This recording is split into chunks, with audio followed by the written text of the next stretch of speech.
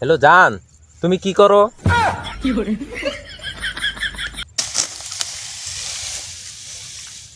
জান, আমি তো অফিসে। জান, ফ্যানটা ছেড়ে দিও, তোমার আবার গরম লাগলে সমস্যা হবে।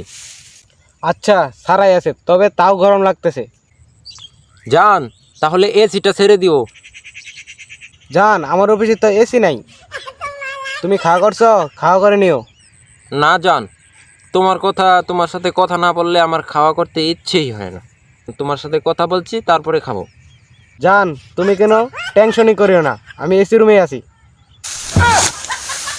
হ্যাঁ জান, আমিও না এসি রুমেই আছি, তুমি কোনো টেনশন করিও না।